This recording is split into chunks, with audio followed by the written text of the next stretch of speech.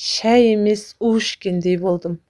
Өмірде көреріңді көрмей, көрге түспейді екенсің. Өмірдің жарты белесінен асқан соң, қадірің қалмай ма?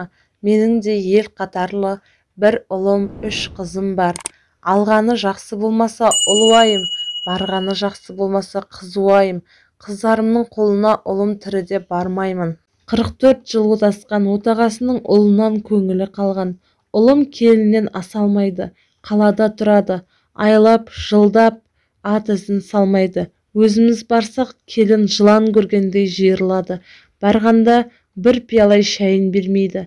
Баламның үйіне біз сыймағанмен, қайын жұрты түгел сыйып отыр.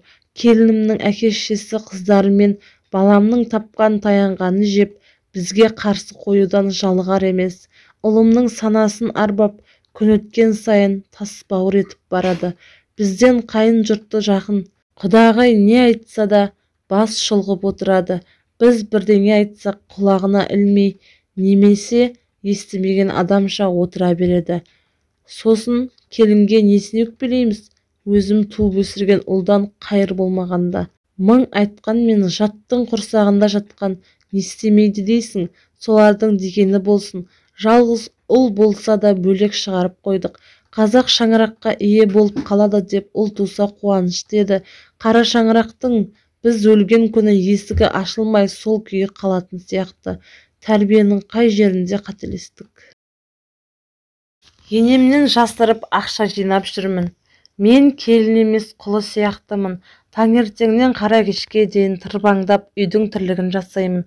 Жолдасым жақында ғана әскерге кеткен. Енемді анамдай жақсы көріп, айтқанын екі етпеймін. Азын-аулақ табыс көзім бар. Ауылдағы балаларға ағылшын тілін үйретемін. Мамандығым ағылшын тілі. Мектепке жұмысқа орналасуға жағдай жоқ. Үйдегі 7 биені сауып, саумал мен қымызымды сату менің мойнымда. Бәріне разымын. Сүйген азаматыма адал жар атандым. Енем мені әлі толық қабылдай алатын уақытқа жетпедік. Кейде ширатып алайын деген шығар деп қоям. Жақында анамның 50 жылдығы болды. Бара алмадым. Енеме қанша өтініш жасасам да бір тиын бермеді. Расымен келгелі 9 ай болды.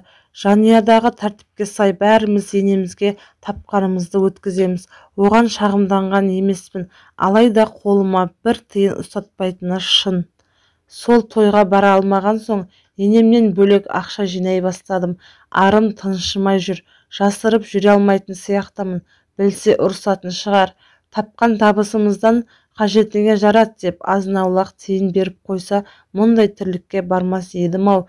Бірақ ақшаны тым жақсы көретін енеме менің жеке басыма гигиеналық бірдеңе керек болар деген ой кіріп те шықпайтын секілді.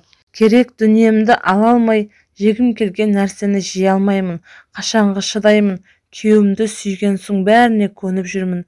Дүние бақыт болмайтынын білемін. Десе де менің де қажет дүнием болады ғой. Не істеймін, кеңес беріңіздерші. Солай ақша жасырып алып қалғаным дұрыс па? Ертең енем білсе үлкен айқай болатынын да сезем. Не істеймін? Бәрін айт та бірін айт. Анамның 50 жылдық мерейтойына да жібермеді. Келін құл ма?